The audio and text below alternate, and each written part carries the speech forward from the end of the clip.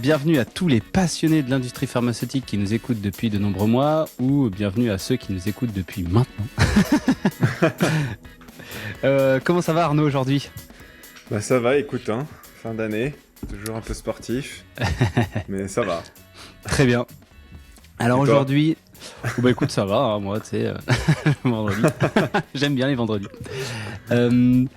Oui, du coup, aujourd'hui, on a prévu de parler de quelque chose qu'on avait, de retour aux sources un petit peu, comme je dirais, parce que c'était notre tout premier épisode de Good Manufacturing Podcast sur le système documentaire, et figure-toi qu'on n'en avait pas reparlé depuis. Et ouais. Alors, et j'aimerais bien qu'on aborde ça sous l'angle documentation et formation, quoi. Maîtrise du geste opératoire. Sous l'angle des 5S. Je sais pas si c'est normal, mais c'est toujours pas commencé sur LinkedIn. C'est peut-être le délai. C'est le délai. Ça va commencer. Okay, d'accord. Je t'ai dit de pas t'inquiéter, normalement ça devrait commencer. Alors, notre ami le système documentaire, comme je l'avais dit dans l'effet de manche de LinkedIn, c'est souvent considéré comme une vitrine pour l'inspection et non comme un outil utile pour les opérateurs. Ce qui le rend horrible. Du coup, à force des années, finalement, le système documentaire est devenu énorme et impossible. C'est un monstre. Un monstre qui est impossible d'abattre à un seul homme. Il faut une équipe pour... Non, c'est vrai, pour le réformer tout seul, c'est une tâche absolument colossale. Ouais. Mais après, on pourrait se demander, je sais pas, quel est le pourcentage de documents inutiles dans le QMS. Est-ce que... Enfin, pas le QMS, dans le système documentaire en tout cas. Ouais, dans le GED. Est-ce que l'intelligence artificielle nous sauvera t'imagines, ça serait énorme de pouvoir faire une IA et genre tu charges tout ton système documentaire, tu dis refais-moi un système complet documentaire ultra optimisé, et là elle te vomit un truc en une nuit. Ouais, alors elle peut te les structurer, mais je pense qu'il va manquer un peu des trucs sur le mode opératoire efficace, la notice Lego de ton mode opératoire sur le terrain, quoi. Elle pourra pas récupérer des informations nécessaires pour l'améliorer sur ce point-là, quoi. Voilà. Mais elle peut améliorer la structure pour améliorer l'accès à l'information malgré tout. Même si ton information à l'intérieur reste peu ergonomique, tu auras au moins amélioré l'accessibilité à l'information, quoi. Bah disons que ça avait une bonne introduction à comment on perçoit un peu le système documentaire, nous. En tout cas, c'est avec les niveaux d'information. Alors, je sais pas si tu veux nous en dire plus, mais en tout cas, effectivement, c'est le comment finalement que cette hypothétique IA aurait vraiment du mal à faire, parce que le comment, il est intimement lié à la pratique des opérateurs. Et ça, du coup, si tu es extérieur au quotidien, au terrain et tout, t'arriveras jamais à le faire correctement, quoi. Complètement. Alors après, moi, j'aurais aimé ne pas utiliser le terme de système documentaire, j'aurais aimé utiliser le terme de système qui permet d'assurer la maîtrise des activités. Et du coup, c'est un peu plus large que juste le système documentaire. Et même, c'est même pas document, c'est information. C'est accès à l'information, quelle information, à quel moment, et sous quel format, quoi. Le document, c'est juste un des formats potentiels, mais il y a beaucoup d'autres possibilités, parce qu'on a différents types d'informations, effectivement, et reprenons QQOQCP, qui fait quoi, quand, comment, pourquoi, combien, et puis on a aussi la traçabilité derrière, mais ça c'est plutôt le système de traçabilité, donc on va pas forcément parler de ça aujourd'hui. Et du coup, effectivement, ces informations, il faut les structurer parce que on n'a pas forcément besoin de qui fait quoi, quand, au même moment de comment. Tu vois, le qui fait quoi, quand, ça va être la vue un peu process, séquencement d'activité. Le comment, c'est je suis en face de mon équipement, comment est-ce que je le prépare, quoi. Ces informations-là, déjà, de base, on n'en a pas besoin au même moment. Donc ça, c'est un premier point. Le pourquoi, ça n'a rien à foutre dans un document. Au contraire, là, c'est plutôt lié à de la formation, à du management, à de l'accompagnement des équipes. À de la présentation en audit. À de la présentation en audit, ouais, bien sûr. Mais c'est pas du tout c'est pas du tout du pratique, quoi. Et donc ça, c'est déjà un premier élément, c'est arriver à découper tout ça en différents types d'informations et à mettre ces informations au bon endroit, au bon niveau, pour pouvoir assurer une maîtrise des opérations. Parce que l'objectif de la documentation et de la formation, c'est pas d'être une vitrine en audit. Bien évidemment que ça sera toujours une vitrine en audit, mais l'objectif, en audit ou en inspection, mais l'objectif numéro 1, c'est de garantir que l'on maîtrise nos opérations. Alors, je sais pas si tu es d'accord avec moi, hein, mais de garantir qu'on maîtrise les gestes, de garantir qu'on maîtrise l'enchaînement des activités, etc., etc., quoi. Finalement, c'est que ce qui est fait, est bien, quoi. Enfin, en gros, permet d'avoir un produit. Permet d'avoir un produit. Non, mais non, j'ai pas dit ça justement. Je préfère voir un truc où c'est écrit n'importe comment et puis que les mecs finalement ils fassent correctement que après bon ça a plein de problèmes mais un truc où tout est bien écrit et parfait et les mecs derrière font n'importe quoi. Ouais, non, c'est clair. Donc ça, d'ailleurs, ouais. J'allais dire ce qui est d'ailleurs assez intéressant par rapport à l'artisanat. Par exemple, un artisan, tu vois, lui, il a aucune procédure et il a rien d'écrit et tout. Mais par contre, du coup, il va faire des belles choses. Enfin, tu sais, il va maîtriser son geste. Il va être ultra fort dans ce qu'il fait et il va faire des belles pièces, quoi. Comparé à finalement l'industrie avec la division du travail, où finalement, si t'as pas, c'est un peu difficile, hein, mais en gros, si t'as pas chaque étape qui est décrite, et bien du coup vu que personne n'est un artisan, c'est-à-dire personne finalement maîtrise d'un bout à l'autre l'ensemble de la chaîne de fabrication de ce que tu es en train de faire, et bien du coup il y a de grandes chances que tu fasses pas l'ensemble des gestes correctement, quoi. Ouais.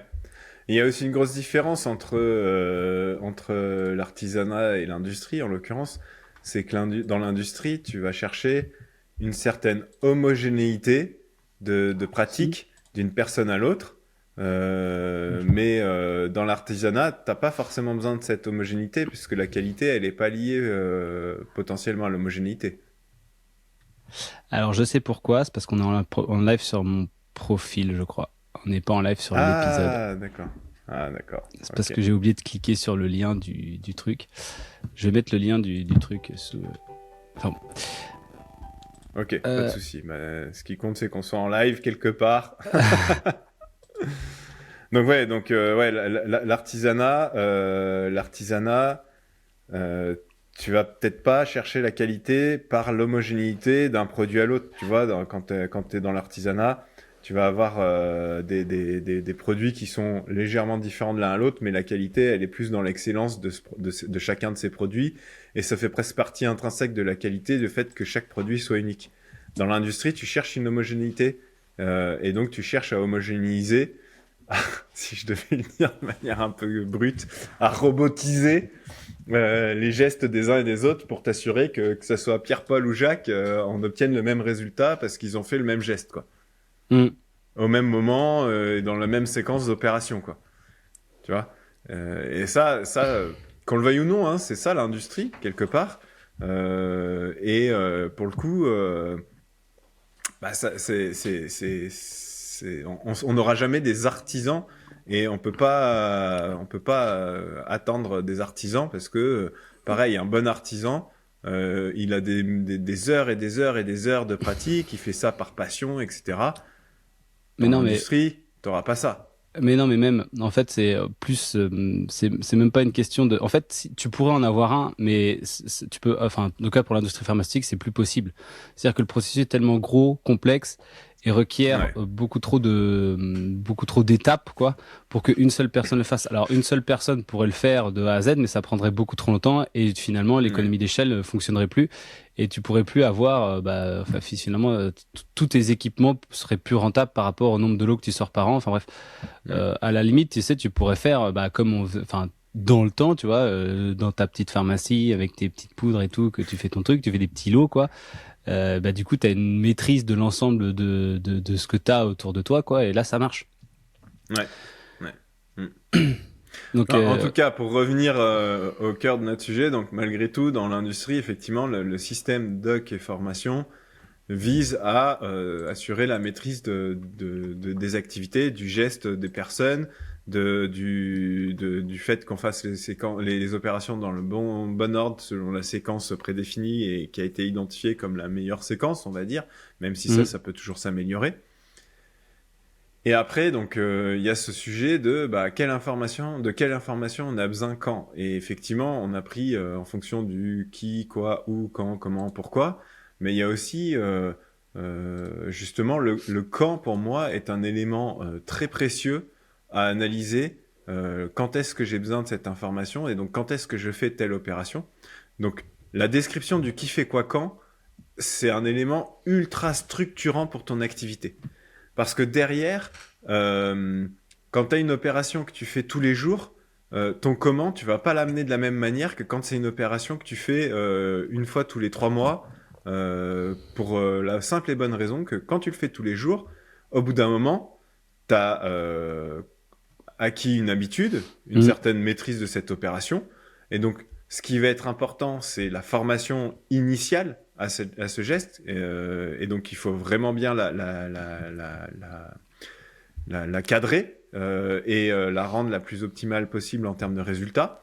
Alors, bien sûr, tu auras besoin de documents pour aider dans cette formation initiale, mais ça va pas être le cœur du sujet. Ça va être surtout le compagnonnage, le tuteur, etc., etc.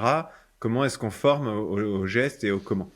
Alors que si c'est une activité que tu fais tous les 3 ou 6 mois, t'as beau faire à l'intégration d'une nouvelle personne une super formation pendant 2 semaines, 1 mois, à faire que cette pratique, déjà, ça arrive pas, parce que vu que tu l'as fait tous les 3 mois, tu vas le former une fois tous les 3 mois. Mais bon, bref, disons que tu es dans le cas où tu te dis, bon, allez, on va mettre les moyens, et même s'il le fait une fois tous les 3 mois, on va le former dès qu'il arrive. En fait, après, il va le faire. Et puis, pendant 3 mois, il va plus le faire. Et puis, au bout de 3 mois, il va plus se rappeler. Et puis, du coup, il risque de faire, se dire, ah, c'était peut-être comme ça, et faire un peu de mémoire. T'as une vague idée de comment faut faire, mais... Exactement. Et c'est là où finalement, ton combo formation, documentation, sur ce genre d'activité, tu devrais axer ta formation à comment utiliser correctement le document qui va t'aider à maîtriser le comment, le comment tu dois faire cette activité au moment où tu en as besoin. Et inversement, du coup, dans ce que tu disais, quand c'est une activité quotidienne que tu fais tous les jours, eh bien, s'il y a une erreur, si le mec il se plante sur le truc, c'est très probablement pas à cause de la documentation, quoi. C'est plutôt probablement à cause de l'environnement qui est pas assez bien adapté pour que la personne se plante pas, quoi. Ouais, ou la formation qui était pas bonne au début, ça peut être les deux. Mais il y a quand même peu de chance là. Parce que sur le principe, non, bien sûr. si tu le fais tous les jours, et si tu t'étais pas planté pendant rien que 2 semaines, il y a peu de chances qu'au bout de 2 semaines, tu t'inventes quelque chose de la formation, quoi. Clairement. Non, mais t'as raison. Si tu t'es pas planté pendant des semaines et des semaines, si tu te plantes, tu peux tout de suite éliminer la cause document et très probablement aussi formation, du coup. Et ça, c'est assez intéressant. Mais du coup, c'est là... Et alors, du coup, la formation, tu pourras la retenir si ton gars, il est assez récent, tu vois, s'il est inexpérimenté. Et donc, juste d'appréhender ton qui fait quoi quand, et donc le quoi, et de se poser la question pour chaque quoi, est-ce que c'est un truc que je fais souvent, pas souvent, et comment je le cadre quand c'est une personne qui est expérimentée, pas expérimentée, est-ce que c'est compliqué à faire ou est-ce que c'est pas compliqué à faire. Si tu appréhendes ça pour chaque quoi, tu vas probablement concevoir ton système d'accès à l'information et ta formation différemment. Et ça, en fait, aujourd'hui, sur les sites, on traite tout de la même manière. Et c'est là où c'est bien dommage, et c'est assez contre-intuitif au final de se dire, l'information qui doit être la plus accessible et la plus claire et compréhensible, c'est l'information qui concerne les activités qu'on fait le moins souvent. Parce que c'est là où on a le plus de risque de se planter sur sur une tâche et de faire par mémoire, quoi. Et donc, moi, j'axerais vachement justement la formation là-dessus et le système documentaire à dire, OK, je forme mes gars à trouver la bonne information et que cette information, elle soit claire au moment où ils en ont besoin. Et il y a aussi un autre avantage excellent de définir le qui fait quoi quand, justement, c'est que tu vas pouvoir avoir l'opportunité de définir ton RACI. Et il y a énormément, finalement, d'erreurs humaines ou de trucs qui auraient dû se passer mais qui ne sont pas passés, qui sont à cause du fait que le RACI soit pas convenablement défini. Et ça, par contre, ça peut durer pendant bien plus longtemps et ça peut avoir des effets bien plus long terme, quoi, que la formation ou les trucs de début, quoi. Parce que finalement, il y a quelqu'un qui peut le faire par défaut tous les jours pendant longtemps. Et tout d'un coup, soit il est pas là, soit du coup, on lui a filé un projet. Et du coup, il se dit, ah bah attends, normalement, il y a d'autres personnes qui le font, il arrête de le faire. Hop là, niqué. Ah, c'est clair, c'est clair. Après, moi, j'aime bien, pour faire le parallèle avec ce que je disais, moi, il y a deux exemples que je trouve assez intéressants. Le premier, c'est ma machine à café. J'ai une machine qui broie le café et machin et tout. Et effectivement, la première fois où je l'ai installée et où je l'ai utilisée, j'ai lu la notice pour comprendre comment elle marchait. Puis après, je l'ai utilisée tous les jours. Et donc, pour me faire un café, je sais même pas où est la notice et je m'en fous, quoi, en fait. Par contre, le jour où je dois faire la maintenance tous les 3 mois, là, je recherche la notice parce que je me rappelle jamais c'est quoi la séquence à suivre et comment on la suit, quoi. Et c'est exactement ça, hein. C'est exactement ça, quoi. Donc là, on est sur l'aspect documentation et en l'occurrence, la partie notice là-dessus, c'est alors sans aller jusque là, mais c'est une notice qui va s'inspirer des Lego, de Ikea. C'est très visuel, c'est hop, vous faites ça, t'appuies là, t'as tel résultat, ensuite t'avances, tu fais ci, blabla, t'attends.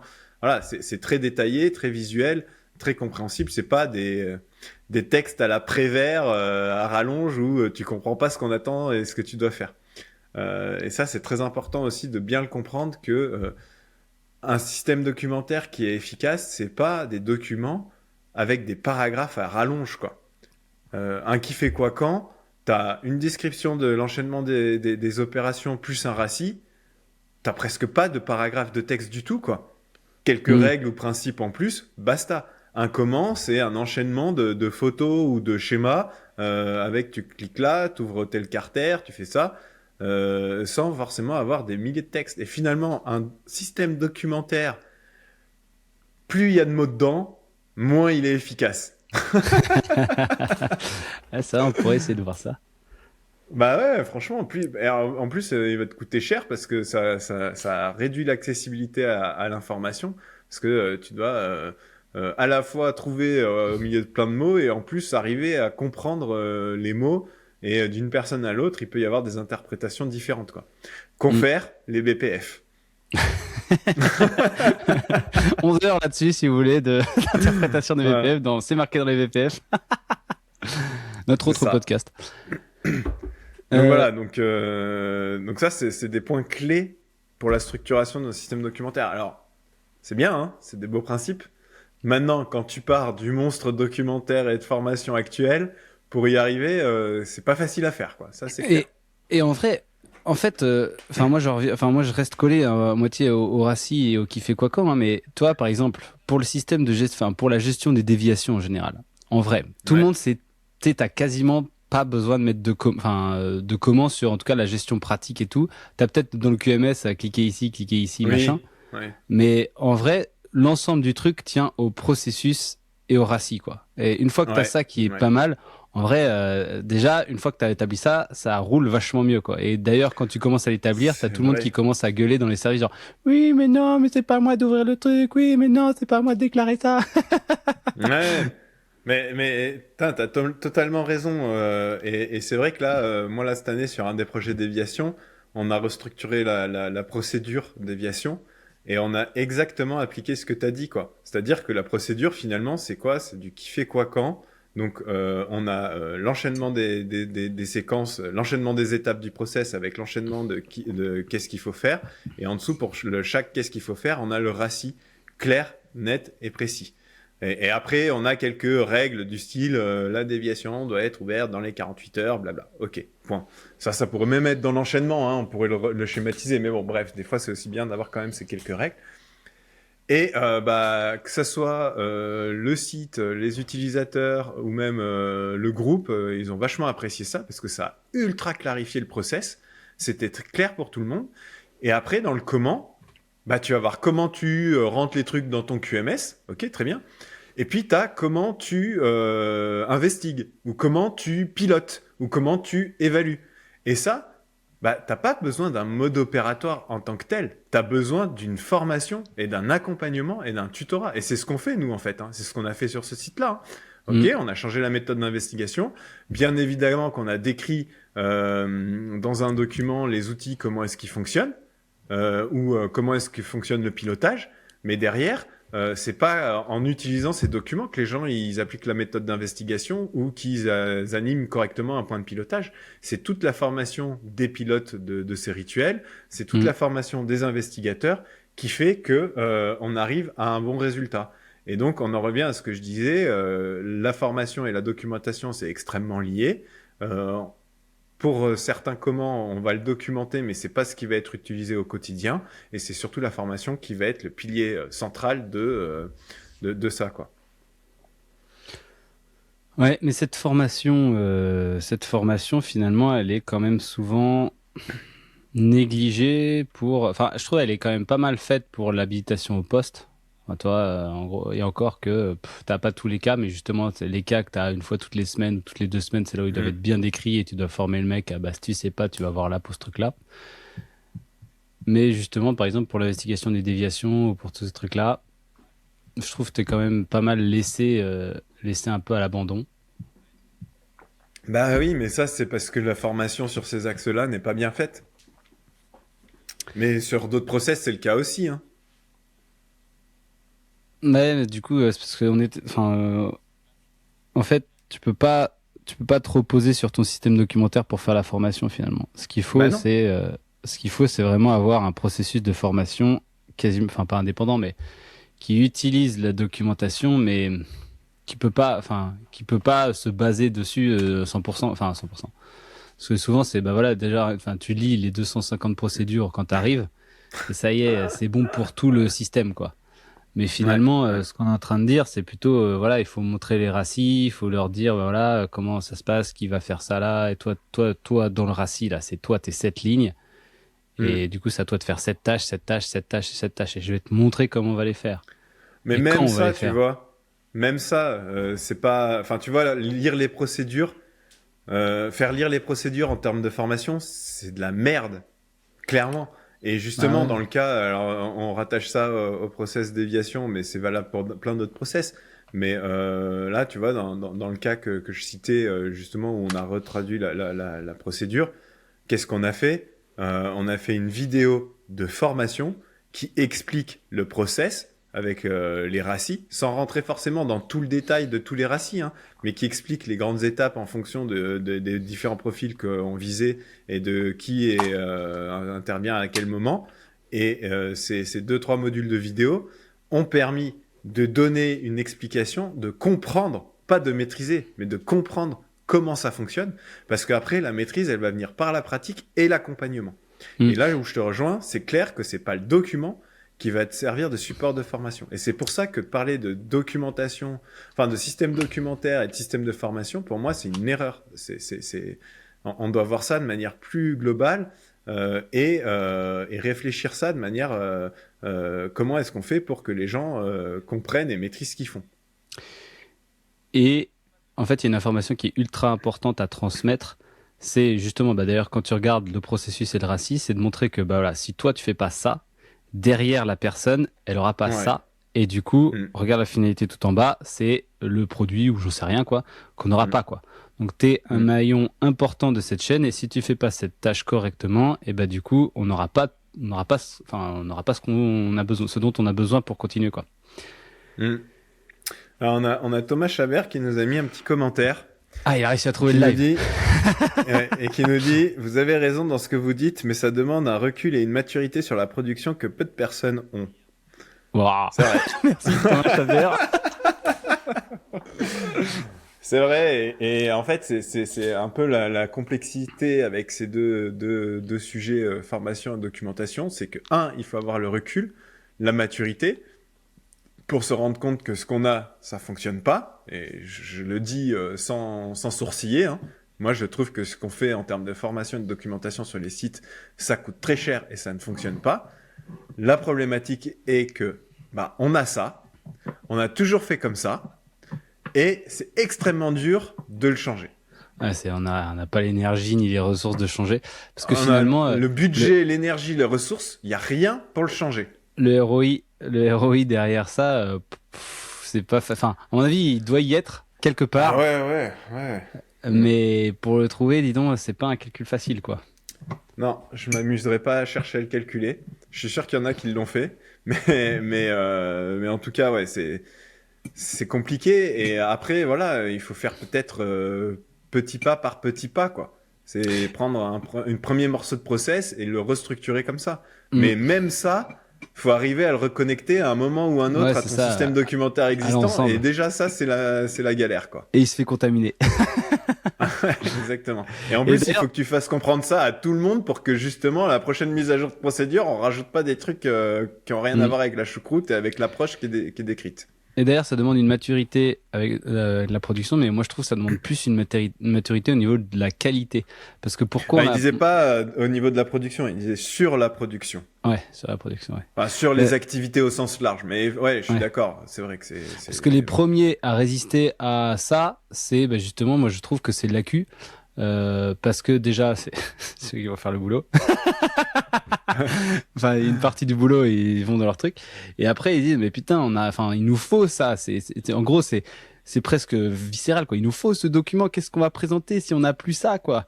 Ça passera jamais. Enfin, tu vois. Ouais. Mais après, si on reprend l'exemple de la procédure déviation, au final, il y a tout dedans, hein. Qu'est-ce qu'il n'y a pas? Il y a l'explication en vidéo, ils ont la vidéo. Qu'est-ce qu'il n'y a pas? Il y a, ça, c'est top d'avoir fait... Ouais. Ça, c'est top d'avoir fait la vidéo. Enfin, du coup, les vidéos de les faire, quoi, justement, ça remplace la lecture. Et puis, du coup, le gars, il passe un vachement meilleur moment et toutes les informations importantes, elles sont mises en évidence, quoi. Ça, c'est. Et il passe pas du temps à lire et à s'endormir sur ses documents. Moi, c'est ce qui m'est arrivé dans mon premier job. J'étais là. Ah, j'ai tout ça à lire. Tu commences à lire, mais après manger. Non, mais surtout, tu lis pas et puis quelqu'un, t'as pas lu, c'était marqué dans le document. Non, mais vas-y, fais voir. Ouais. Et même si tu l'as lu, tu t'en rappelles pas. Ouais, franchement, vu la quantité que t'as lu. Mais même la vidéo, en vrai, quand t'arrives à ton poste, si on te montre 50 vidéos, tu vas pas te rappeler 1% de ce que t'auras vu. Et puis, après, c'est pareil quand. Ouais, après, faudrait revenir dans la vidéo, aller au moment qu'il te faut. Enfin, ça t'arrive quand tu suis des tutos sur YouTube pour.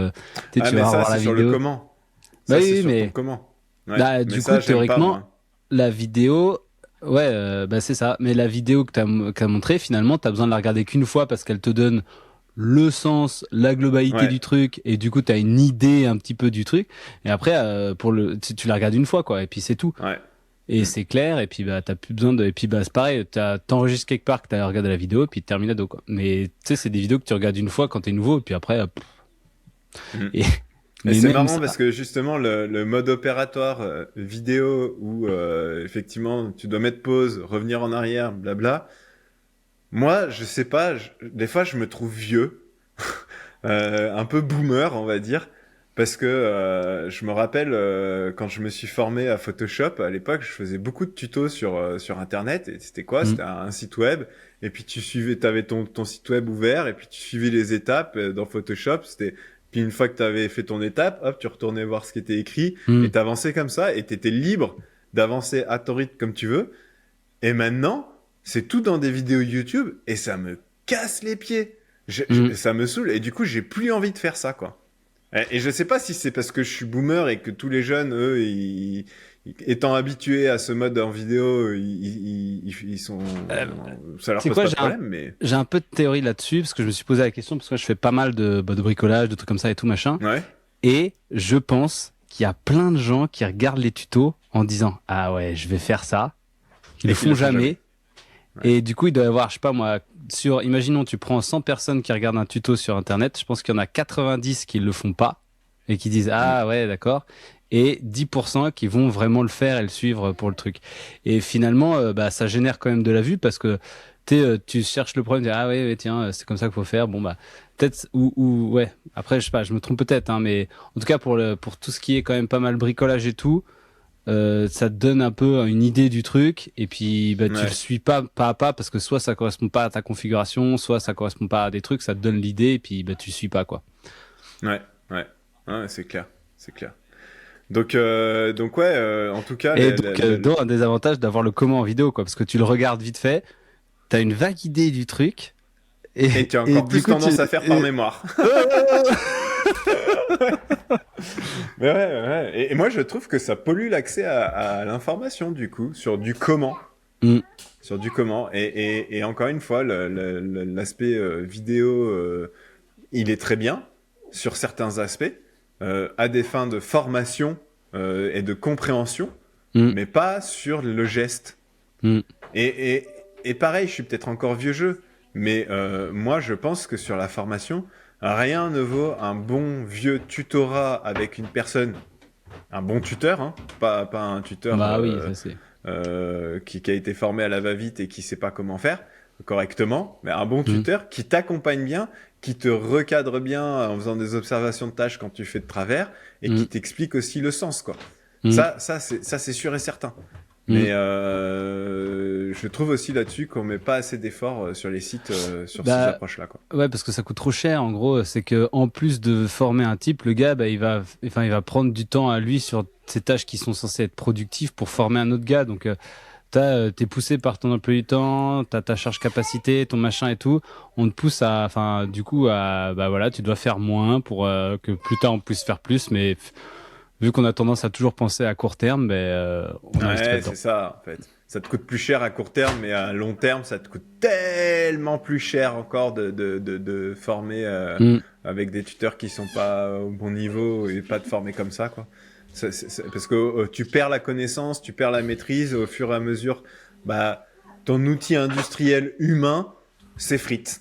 Puis tu vas taper des dizaines de conneries sur les mois suivants, quoi. Ouais. Et quand avec le turnover actuel dans les usines, ça s'effrite encore plus vite.